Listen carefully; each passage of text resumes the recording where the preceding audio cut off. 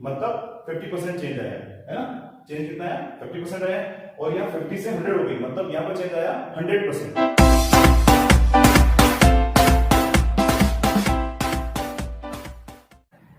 Hello, welcome channel economics video once again. तो देखेंगे कि ये जो प्राइस इलास्टिसिटी है इसके कितने टाइप्स हैं और कैसे उसको फाइंड कर सकते हैं, ठीक है। और अभी तक हम जो भी चैप्टर्स पढ़े हैं उनके अगर आपने लिंक आपको नहीं मिले हैं या उन वीडियोस को आपने नहीं देखा है तो उन सभी के लिंक, उनकी प्लेलिस्ट के लिंक मैं इस वीडियो डिस्क्रिप्शन में मेंशन कर रहा हूं। आप उन पर क्लिक करके पूरी प्लेलिस्ट को देख सकते हैं, उन सभी चैप्टर्स को समझ सकते हैं, ठीक है। तो बढ़ते आगे, समझते हैं प्राइस इलास्टिसिटी डिमांड, प्राइस से रिलेटेड इलास्टिसिटी। अब ये टॉपिक क्या है वो तो बात की बात है, ये टॉपिक काम किस लिए आता है, क्यों बना है, इकोनॉमिक्स ने ये टॉपिक इजाद क्यों किया, इसके पीछे कारण क्या रहा है। उसमें सबसे पहले मेन कारण यही है कि मार्केट में कंज्यूमर किसी कमोडिटी की प्राइस के अकॉर्डिंग कितना रिएक्शन शो कर रहा है, या इनकम के अकॉर्डिंग कितना रिएक्शन वो इफेक्ट कर रहा है, या कितना रिएक्शन वो बता रहा है। इसको मेजर करने के लिए इकोनॉमिक्स ने एक मेजरमेंट यहाँ पर निकाल दिया है। जैसे कि हम लेंथ को किलोमीटर में, सेंटीमीटर में, मीटर में हम मेजर करते हैं। अगर वो वजन में है तो वेट में है तो उसको हम किलोग्राम में हम फाइंड करते हैं। तो आप जानते हैं अलग अलग यूनिट्स होती है, ग्राम है, किलोग्राम है, या फिर लिक्विड फॉर्म में है तो लीटर है, मिलीलीटर है, उसमें उसको फाइंड करते हैं। यहां पर कमोडिटी की डिमांड में चेंज आ रहा है, वो कितना आ रहा है उसको एक शॉर्ट में जानने के लिए, जैसे कि दो कमोडिटीज हैं, दो कमोडिटीज जैसे कि एक तो मार्कर हो गया और दूसरा डस्टर लेते हैं, तो इन दोनों की प्राइस अगर 10% चेंज हो रही है तो कौन सी कमोडिटी में रिएक्शन ज्यादा आ रहा है, उसके लिए शॉर्ट मेजरमेंट बनाना जरूरी है, ताकि उसको देखते हुए पता चल जाए कि हाँ डस्टर की डिमांड में ज्यादा चेंज आ रहा है, मार्कर की डिमांड में चेंज कम आ रहा है। तो वो मेजरमेंट कहलाता है यहाँ पर इलास्टिसिटी ऑफ डिमांड। क्या कहते हैं उसका, elasticity of demand. Elasticity word पता है आपको, इलास्टिक मतलब जिसमें फ्लेक्सिबिलिटी हो, जो ऊपर नीचे हो रहा है। तो इलास्टिसिटी ऑफ डिमांड मतलब डिमांड की इलास्टिसिटी, प्राइस या इसके अलावा जो भी डिमांड के फैक्टर्स हैं जो उसको अफेक्ट करते हैं, प्राइस हो गई, इनकम हो गई, प्राइस रिलेटेड गुड्स हैं, ये सभी कैसे किसी कमोडिटी डिमांड को अफेक्ट करते हैं, उनका एक शॉर्ट मेजरमेंट जो रेस्पॉन्सिवनेस है, जो मेजर है, वो यहाँ पे कहलाता है इलास्टिसिटी ऑफ डिमांड।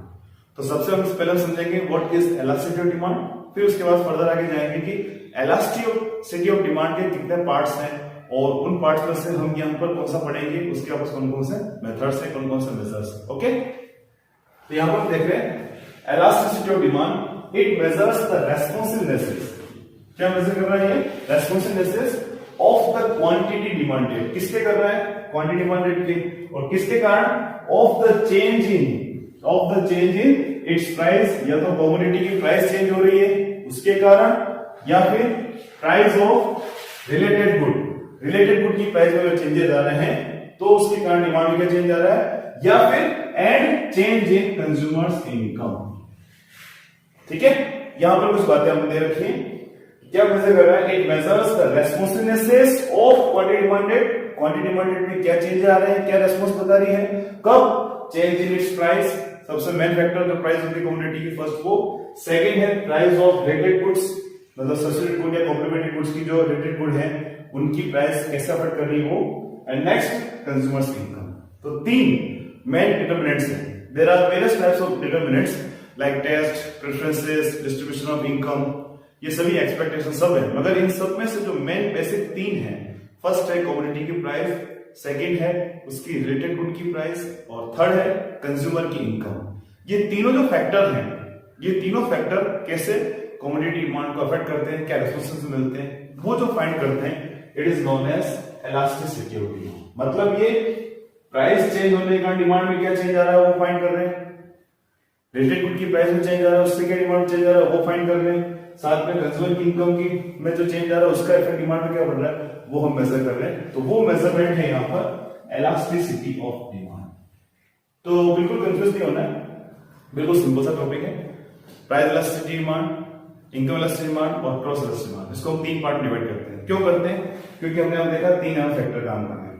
अगर कमोडिटी की प्राइस चेंज का इफेक्ट अगर हम डिमांड पर फाइंड कर रहे हैं तो वो कहलाएगा यहाँ पर price elasticity of demand. It is known as price elasticity of demand. ये हम कैसे फाइंड कर सकते हैं, ED elasticity of demand is equal percentage change in quantity demanded, उस क्वांटिटी की डिमांड में जो परसेंटेज चेंज आ रहा है वो upon percentage change in price, and quantity demanded of x percentage change in price of x, मतलब x की प्राइस में चेंज होने पर एक्स की डिमांड क्वांटिटी डिमांड में क्या चेंजेस आ रहे हैं, जो भी परसेंटेज चेंज आ रहा है उसको हम डिवाइड कर लेते हैं, तो जो भी रेशो अपने पास आएगा वो रेस्पॉन्सिवनेस, वो जो रेशो है it is known as price elasticity of demand. आगे फर्दर हम डिटेल में जानेंगे क्या है ये।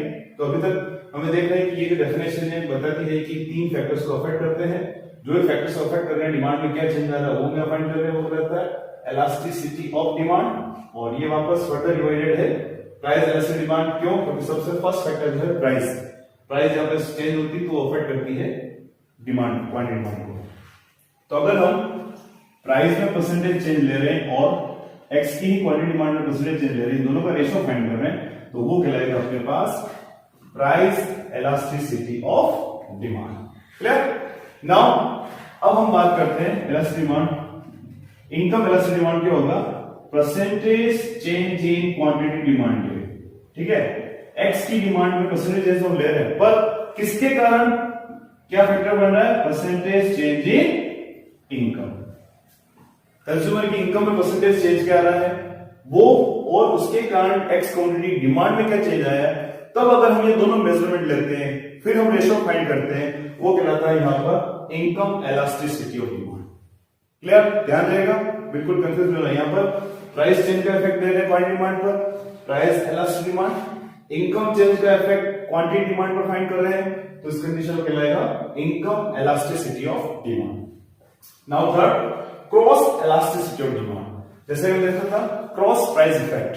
क्रॉस प्राइस इफेक्ट में क्या है कि हम एक कमोडिटी की प्राइस पीएक्स का जो चेंज हो रहा है उसका इफेक्ट हम फाइंड करते हैं डी वाई पर, मतलब एक कमोडिटी की प्राइस का इफेक्ट दूसरी कमोडिटी की डिमांड पर फाइंड करते हैं। मे बी वो सब्स्टिट्यूट गुड हो सकती है या फिर वो कॉम्प्लीमेंट्री गुड हो सकती है। तो यहां पर हम एक कमोडिटी की प्राइस का इफेक्ट दूसरी कमोडिटी डिमांड पर फाइंड करते हैं, तो यहां पे क्या रहेगा? Elasticity demand of x y is equal percentage change in quantity demanded of y upon percentage change in price of x. मतलब एक्स की प्राइस का चेंज, जो भी कितना परसेंटेज चेंज आया है वो हम डिवाइड कर रहे हैं, किसमें कर रहे हैं? वाई की डिमांड में। तो एक्स की तो प्राइस और वाई कमोडिटी की डिमांड में है, इसलिए आप इसको कहते हैं क्रॉस इलास्टिसिटी ऑफ डिमांड। क्या कहेंगे इसको? Cross elasticity of demand. तो अगली बात समझ में, what is elastic demand? It measures the responsiveness of the quantity demanded of the good to change in its price of related goods and change in consumers income। ठीक है, तीन factor यहां पर काम करते हैं। अगर प्राइस इफेक्ट का चेंज अगर हम डिमांड को फाइंड कर रहे हैं, it is known as price elasticity of demand. Income change का इफेक्ट क्वांटिटी डिमांड में फाइंड कर रहे हैं, दोनों का रेशियो ले रहे हैं, it is known as income elasticity of demand. And now last, अगर एक्स की प्राइस और उसका इफेक्ट उसके रिलेटेड गुड वाई की डिमांड पर फाइंड कर रहे हैं, it is known as cross elasticity of demand. Okay, तो now there are three types of elastic demand: price elastic demand, income elasticity of demand, cross elasticity of demand. Clear? अब अपने particular यहां की बात करें तो हम क्लास 12 की बात करें, फर्दर आगे वाली क्लासेस में हम इन सब के बारे में स्टडी करेंगे, what is income elastic demand, what is cross elastic demand. अगर हम पर्टिकुलर अभी की बात करें तो जनरली सभी 12th क्लास के बोर्ड में जो पूछा जाता है वो है प्राइस इलास्टिसिटी ऑफ डिमांड, इसके बारे में पूछा जाता है, और चैप्टर का नाम भी आप देखा है प्राइस इलास्टिसिटी डिमांड। तो डायरेक्टली हमें यहां स्टडी नहीं करना है, पहले हमें बेसिक समझना जरूरी है कि प्राइस इलास्टिक डिमांड किसका पार्ट है, इलास्टिक डिमांड का, वो हमें पता होना जरूरी। तो हमने पहले भी यहां पर देखा कि इलास्टिक डिमांड को तीन पार्ट डिवाइड करके स्टडी करते हैं। फर्स्ट प्राइस इलास्टिसिटी है, सेकंड इनकम, थर्ड क्रॉस है। तो अपने सिलेबस में या जनरली बहुत से बोर्ड में पूछा जाता है वो है price elasticity of demand.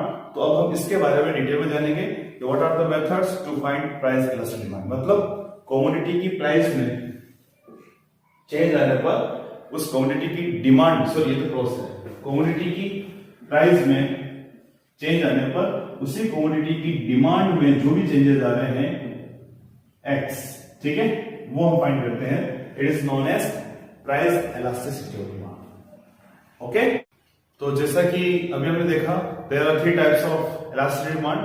First, price elasticity demand, second, income elasticity of demand and third is cross elasticity of demand. अब हम बात करते हैं फर्स्ट की, प्राइस इलास्टिसिटी ऑफ डिमांड। इसी को हम यहाँ पर मेन कंसर्न रहेगा, जनरली एग्जाम में इससे रिलेटेड क्वेश्चन पूछ जाते हैं और मोस्टली बोर्ड में यही जो सिलेबस में आता है, प्राइस इलास्टिसिटी डिमांड। तो what is price elasticity demand? Short है, हम देख चुके थोड़ी देर पहले। It is a measurement of percentage change in demand due to percentage change in on price of commodity. It is a measurement of percentage change in demand due to percentage change in on price of commodity. मतलब उस commodity की demand में change आ रहा है, किसके कारण? उसी commodity की प्राइस में चेंज आ रहा है। जब कभी हम commodity की प्राइस में चेंज जो हो रहा है, परसेंटेज चेंज कितना हो रहा है वो, और साथ साथ उसके कारण डिमांड में जितना भी इफेक्ट आ रहा है, जो भी चेंज आ रहा है परसेंटेज, उन दोनों का रेशियो फाइंड करते हैं। It is known as price elasticity of demand. और इसका फॉर्मूला आप देख रहे हैं, price elasticity demand is equal to percentage change in demand upon percentage change in price. मतलब जितना परसेंटेज इन प्राइस में हुआ है वो हम ले लें और उसको डिवाइड कर दें, परसेंटेज चेंज इन डिमांड जितना उसमें डिवाइड कर देंगे, तो हमें जो मेजरमेंट मिलेगा वो मेजरमेंट होगा यहाँ पर प्राइस इलास्टिसिटी ऑफ डिमांड। यानी हम इसको क्या लिख सकते हैं यहाँ पर, और percentage change in quantity demanded upon percentage change in price, px. X quantity की प्राइस का जो चेंज हो रहा है, इफेक्ट हो रहा है, जो चेंज आ रहा है परसेंटेज, वो सभी चेंज, ये जो डेल्टा, इसको डेल्टा को बोलते हैं चेंज। ये किसको बताता है? चेंज को। ठीक है, ये चेंज का सिंबल है, तो इसको लिखते हैं percentage change in quantity demanded upon percentage change in price. ध्यान रखिएगा, यहाँ पे डेल्टा जो है वो चेंज को बताता है। अब बात आती है, ये तो हमने देख लिया what is price elasticity of demand. Now next, price elasticity demand find करने के मेथड्स कौन कौन से हैं। अब हम बात कर रहे हैं यहाँ पर इसके मेथड्स की, कैसे हम फाइंड कर सकते हैं। मेजरमेंट हमें करना है तो कौन कौन से मेथड्स हम यूज करते हैं। सबसे फर्स्ट मेथड है वो है प्रोपोर्शनल और परसेंटेज मेथड, यानी हम दोनों के परसेंटेज निकाल लें, ठीक है, प्रोपोर्शन निकाल लें और फिर रेशियो निकाल लें, तो हो जाएगा percentage method. Geometric method specially is known as point elasticity method या पॉइंट इलास्टिसिटी बोलते हैं इसको। यानी जब हमें डिमांड पर पर्टिकुलर से एक पॉइंट पर इलास्टिसिटी फाइंड करनी है तो हम ये मेथड यूज करते हैं। और total expenditure method, when the change in price affects the change in total expenditure. जब हमारे पास प्राइस चेंज हो रही है और उसके कारण टोटल एक्सपेंडिचर कितना चेंज हो रहा है वो अपने पास है, उस कंडीशन में हम ये वाला मेथड यूज करते हैं। तो कंडीशनल है, अगर अपने पास प्राइस एंड डिमांड दोनों दे रखे हैं दोनों, तो ये वाला मेथड यूज करेंगे। अगर अपने पास डिमांड कर्व है तो ये मेथड यूज करेंगे ज्योमेट्रिक, और अपने पास प्राइस एंड टोटल एक्सपेंडिचर है, डिमांड नहीं दे रखी, टोटल एक्सपेंडिचर देखा है, तब हम ये वाला मेथड यूज करेंगे। अब ये तीनों मेथड क्या है? What is proportional or percentage method? What is geometric method और point velocity method? और what is total expenditure method? इन तीनों को हमें अब डिटेल में देखना है। इन तीनों से रिलेटेड एग्जाम में बहुत पूछा जाता है, और तो आपको अच्छे से ध्यान रखना है कैसे इसको करेंगे। तो सबसे फर्स्ट मेथड के बारे में समझते हैं, what is proportional method? Clear? तो यहाँ पर देख रहे हैं फर्स्ट जो मेथड इसको फाइंड करेगा, प्रोपोर्शनल और परसेंटेज मेथड, इसको समझेंगे। प्रोपोर्शनल और परसेंटेज मेथड का जो फॉर्मूला है वो देख चुके हैं अपन, percentage change in demand, percentage change in demand upon percentage change in price, या फिर कैसे लिख सकते हो इसको, और minus percentage change in quantity demand upon percentage, या फिर क्यू भी लिखते हैं इसको, क्यू नहीं लिखते परसेंटेज चेंज इन प्राइस, ये शॉर्ट में इसको शो करते हैं। क्लियर?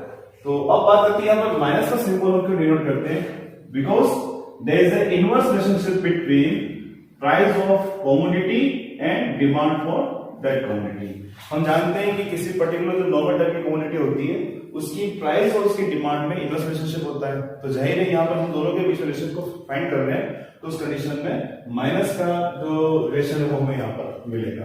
ठीक, अगर हम यहाँ पर माइनस डिनोट नहीं करते हैं तो जो भी यहाँ पर चेंजेस आएंगे उसकी एब्सोल्यूट वैल्यू लेनी, यानी हमें माइनस में आता है तो भी उसको माइनस में डिनोट नहीं करना है, प्लस में लिखकर उसको फाइंड करना है। तो हम समझते हैं ये क्या है, आपके लिए नया है तो बिल्कुल भी नहीं घबराना है। तो हम यहाँ पर प्राइस बेसिस की बात कर रहे हैं, इसमें सबसे फर्स्ट मेथड है प्रोपोर्शनल और परसेंटेज मेथड, जिसका फॉर्मूला आपके सामने है। अब अगर इस फॉर्मूले को अगर हम थोड़ा सा ओपन करें, परसेंटेज चेंज इन डिमांड, मतलब परसेंटेज चेंज फाइंड करना है अपन को, तो उस कंडीशन में चेंज फाइंड करना है तो चेंज इन डिमांड परसेंटेज निकालना है। तो इनिशियल डिमांड कितनी थी, उस इनिशियल डिमांड पर चेंज कितना आया वो यहां पर हो जाएगा मल्टीप्लाई 100, ठीक। और चेंज इन प्राइस और इनिशियल प्राइस कितनी थी, जो प्राइस थी उस पर चेंज कितना है वो हमें फाइंड करना है। यहां पर परसेंटेज फाइंड करना तो मल्टीप्लाई 100 कर देंगे। तो शॉर्ट में अगर हम लिखना चाहें तो लिख सकते हैं डेल्टा क्यू अपॉन क्यू, उस क्वांटिटी पर चेंज कितना है वो मल्टीप्लाई 100, तो ये तो हो जाएगा percentage change in quantity demanded upon delta P upon P multiply 100, यानी इनिशियल प्राइस पर जो भी चेंज आया प्राइस में उसको हम फाइंड कर रहे हैं, परसेंटेज फाइंड कर रहे हैं, तो इस प्रकार से लिख देंगे। तो कुल मिलाकर अगर हम इस फॉर्मूले को एलिब्रेट करते हैं तो ये होता है, तो इसको और शॉर्ट में कर सकते हैं 100 से 100 गया, तो क्या रहा अपने पास equal minus change in quantity upon quantity divide by change in price upon price, ये अपने पास फॉर्मूला रहा। तो इस फॉर्मूले को हम यहां पे यूज कर सकते हैं, नहीं तो इसको थोड़ा सा और एलिब्रेट कर सकते हैं, मतलब इसको थोड़ा सा और शॉर्ट कर सकते हैं, और अंदर इसको खोलें क्या हो जाएगा minus delta Q upon delta P, यानी अपन इसको इधर ले आएंगे मल्टीप्लाई पी अपॉन क्यू।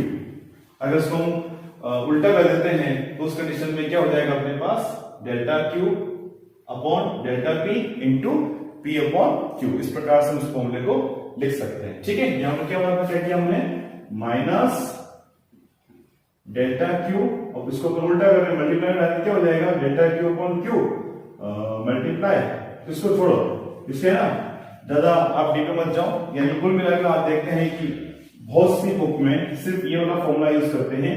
तो ये वाला फॉर्मूला यूज कैसे हुआ वो हमने यहाँ पर देखा है कि जो फॉर्मूला अपने पास दे रखा है उस फॉर्मूले को हम ओपन करेंगे, मतलब डिटेल में जाएंगे, तो चेंज हमें निकालना है, परसेंटेज चेंज इस प्रकार से निकल जाएगा किसका डिमांड का, ये फॉर्मूला हो जाएगा प्राइस में चेंज का, इसको अपने शॉर्ट में किया तो delta Q change in quantity upon initial quantity multiply 100, तो ये तो हो जाएगा change in quantity change in price upon price into 100, तो ये हो जाएगा अपने पास चेंज इन प्राइस। 100 से 100 से कट किया, उस कंडीशन क्या बचा अपने पास डेल्टा क्यू अपॉन क्यू इस divide by delta P upon P, इसको अपन मल्टीप्लाई कर देंगे तो फॉर्मूले को चेंज कर सकते हैं अपन delta Q upon delta P into P upon Q. तो अब हम जो फॉर्मूला यूज करते हैं वो फॉर्मूला हम ये वाला यूज करते हैं, ये ध्यान रखना, जब कभी हम फॉर्मूला यूज करेंगे वो फॉर्मूला होगा ये वाला। अब इस फॉर्मूले का यूज कैसे करना है वो हमें यहां पर देखना है, ठीक है। ये ध्यान रखना, यहां पर डेल्टा क्यू क्या है, delta Q is equal Q1 minus Q, और delta P, what is delta P, कैसे फाइंड करेंगे P1 minus P, Q1 new quantity, P initial quantity, पहले क्या क्वांटिटी थी P1 नई प्राइस, P इनिशियल प्राइस। तो अब ये कैसे हम इसको यूज करते हैं, इसका हम एग्जांपल लेते हैं। यहां पर सपोज हम एक क्वांटिटी को लेते हैं जिसकी प्राइस इनिशियल कंडीशन, हम यहां प्राइस और क्वांटिटी दोनों लेते हैं, यहां पर अपन ले ली प्राइस और यहां पर हम उसकी क्वांटिटी ले ली। When the price of commodity is rupees 10 per unit, the demand for that commodity is 50 units. ठीक, एक कंडीशन दी होगी। When price decreases to rupees 5, कितना 5,000 की, तो उस कंडीशन में क्वांटिटी डिमांड जो है वो बढ़कर हो गई अपने पास 100। इनवर्स रिलेशनशिप है, प्राइस डाउन हो रही है तो डिमांड इंक्रीज हो रही है, यानी ये वाली जो बात है when price increases demand of quantity decreases, ये जो लॉ ऑफ डिमांड है वो यहां पर अप्लाई हो रहा है, दोनों में इनवर्स रिलेशनशिप यहां पर आ रहा है। इनवर्स कैसे, जब प्राइस डिक्रीज हुई तो यहां पर डिमांड इंक्रीज हुई। तो अपने पास दो अलग अलग प्राइस हैं, दो अलग अलग क्वांटिटीज हैं, हम बात कर रहे हैं इस फॉर्मूले को यूज कैसे करेंगे, क्योंकि अभी तक हमने सिर्फ फॉर्मूला देखा है, एग्जाम में सिर्फ फॉर्मूला नहीं पूछते, आपको प्रैक्टिकली क्वेश्चन देते हैं कि when price of quantity is ₹10, जैसे कि टेक्सचुअल क्वेश्चन दे दिया, when suppose there is a commodity which the price is ₹10 and the quantity demanded for that quantity is 50 units, and when price decreases to ₹5 then demand increases to 100 units। ये आपको textual question दे दिया, और उस question को आपको graph में table बनानी होगी। इनिशियल प्राइस क्या थी, उस पर डिमांड कितनी थी। कोई घबराने वाली बात नहीं, इनिशियल प्राइस कितनी है उस पर डिमांड कितनी, सॉरी इनिशियल प्राइस पर डिमांड कितनी, फिर जो प्राइस में जो चेंज आया है उस प्राइस चेंज का फिर डिमांड में क्या चेंज आ रहा है वो तो अपने यहां पर लिखना है, नई प्राइस नई क्वांटिटी। क्लियर। अब हमें फॉर्मूला यूज करना है, फॉर्मूला आपको पता है minus delta Q upon delta P into P upon Q. अब डेल्टा क्यू क्या है मैंने बताया आपको, minus Q1 minus Q upon P1 minus P into P upon Q। अब बात आती है कि यहां पर Q क्या है और P क्या है, Q1 P1 क्या है और Q और P क्या है। तो अभी मैंने आपको बताया था जो भी नए आइटम होते हैं उसको Q1 और P1 से डिनोट करते हैं, मतलब इनिशियल प्राइस ये थी, न्यू प्राइस ये है, ये हो जाएगी P1, उस इनिशियल प्राइस पर क्वांटिटी कितनी थी Q, तो ये हो जाएगी आपके पास Q1। कोई घबराने वाली बात नहीं। अब मैं बता देता हूं फॉर्मूले के अकॉर्डिंग उसको एलिब्रेट करेंगे तो Q1 minus Q, P1 minus P। Q initial quantity, Q1 new quantity, Q initial quantity, Q1 new quantity, P initial price, P1 new price. ठीक है, तो अब यहां पर देख सकते हैं कि हमने इसमें यहां पर डिनोट कर दिया इनको, अब इन्हीं मेजरमेंट को यहां पर डालना है, कोई दिक्कत नहीं। तो क्या करेंगे हम, माइनस Q1 माइनस Q मतलब 100 माइनस 50, 100 माइनस 50 अपॉन 5 माइनस 10। जो डेटा अपने पास दे रखे हैं उसी को अपने को करना है मल्टीप्लाई, फिर P अपॉन Q, तो P अपॉन Q 10 अपॉन 50, जो फॉर्मूला उसी के अकॉर्डिंग चलना अपन को 10 अपॉन 50। इसको अपन करते हैं आगे solve, is equal minus 100 minus 50 क्या हो जाएगा 50, 5 माइनस 10 माइनस 5, ये गया तो 1/5। ठीक है, अब माइनस से माइनस गया, क्लियर। ये कितने टाइम गया 10 टाइम्स, यही है 10 टाइम्स है। फिर उसके बाद हम क्या करेंगे, इसको डिवाइड किया तो ये आ रहा आपके पास आंसर 2। क्लियर। वापस बता देता हूं मैं आपको, कोई कंफ्यूजन नहीं हो तो इसको कैसे करेंगे, तो ये जो दे रखा है वो हम यहां लिखेंगे equal minus 100 minus 50, 5 minus 10 minus 5, P upon Q 10 upon 5 हो जाएगा आपके पास 1/5। क्लियर। तो ये हम इसको डिवाइड कर रहे हैं, how many times 10 times 2, answer क्या आ जाएगा यहां पर इलास्टिसिटी जो है 2। इसका मतलब इलास्टिसिटी क्या आ रही है मोर देन 1। आंसर क्या आ रहा है अपने पास मोर देन 1, या फिर हम इसको लिख सकते हैं elasticity demand is more than 1। ये अपने पास आंसर आ गया। यहां पर हम देख रहे हैं कि इलास्टिसिटी जो है वो 1 से ज्यादा है, अपने पास जो इलास्टिसिटी डिमांड है वो 1 से ज्यादा आ रही है। मतलब क्या बता रहा है कि जितना चेंज प्राइस में हो रहा है उससे ज्यादा चेंज यहां पर हमें डिमांड में देखने को मिलता है। ठीक है, आई बात समझ में। तो इस प्रकार से हम इसको यहां पर फाइंड करते हैं, तो बिल्कुल भी कंफ्यूज नहीं होना है आपको। तो देख सकते हैं हमने यहां पर एग्जांपल लिया है, उस एग्जांपल में जो भी कंडीशन थी उस कंडीशन के अकॉर्डिंग इलास्टिसिटी आ रही है वो मोर देन 1। मतलब वो क्या बता रही है कि जितना चेंज प्राइस में आया है उससे डबल चेंज डिमांड में आया है, ये बता रहा। यानी हम इसको देख के बता सकते हैं, यार 1 से ज्यादा आंसर 2 आ रहा है, तो इसका मतलब यहाँ पर जितना चेंज प्राइस में आ रहा है उससे कहीं ज्यादा चेंज डिमांड देखने को मिल रहा है, डबल चेंज डिमांड में आ रहा है। अब हम देख सकते हैं कि प्राइस 10 से 5 हो गई, मतलब 50% चेंज आया है ना। चेंज कितना आया 50% आया, और यहाँ 50 से 100 हो गई, मतलब यहाँ पर चेंज आया 100%। तो इसको हम यहाँ पे इसको ऐसे फाइंड कर सकते हैं कि डिमांड में चेंज आया 100%, प्राइस में चेंज आया 50%, इसको दोनों को कट किया, आंसर कितना आ रहा 2%। तो सॉरी 2% नहीं 100/50, आंसर आ जाएगा यहाँ पर 2। तो आपको बिल्कुल कंफ्यूज नहीं होना है। तो इस प्रकार से हमने देखा आज यहाँ पर कि what is elasticity of demand, और इसको किस तरीके से हम फाइंड कर सकते हैं, कौन कौन से इसके मेथड्स हो सकते हैं। और इलास्टिसिटी डिमांड के 3 मेथड्स हैं, 3 टाइप्स हैं। फर्स्ट है प्राइस इलास्टिसिटी, सेकंड है इनकम इलास्टिसिटी, थर्ड है क्रॉस इलास्टिसिटी। बस प्राइस इलास्टिसिटी को कैसे फाइंड कर सकते हैं, उसके 3 मेथड हैं। देयर आर 3 मेथड्स, वो हमने देखा था उसमें, proportional method, geometric method and last है total expenditure method. What is proportional geometric method, formula देखा, फॉर्मूले को हमने शॉर्ट में कैसे लाते हैं, फिर फॉर्मूले का इंप्लीकेशन कैसे करते हैं एग्जाम में, जो क्वेश्चन में पूछा जाता है उस क्वेश्चन को टेक्सचुअल फॉर्म को हमें टेबल में ड्रॉ करना है, फिर उसको यहाँ पर उसको सॉल्व करना है और अच्छे से आप उसको कर सकते हैं, कोई दिक्कत नहीं होगी। आई होप आज हमने जो भी पढ़ा है वो आपको अच्छे समझ में आया होगा। अगर अच्छा लगा है वीडियो तो लाइक जरूर करें और अभी तक आपने चैनल को सब्सक्राइब नहीं किया तो चैनल को सब्सक्राइब जरूर करें और आने वाले वीडियोस के नोटिफिकेशन आपको जल्दी से मिल जाए, इसके लिए आप बेल आइकन को प्रेस जरूर करें।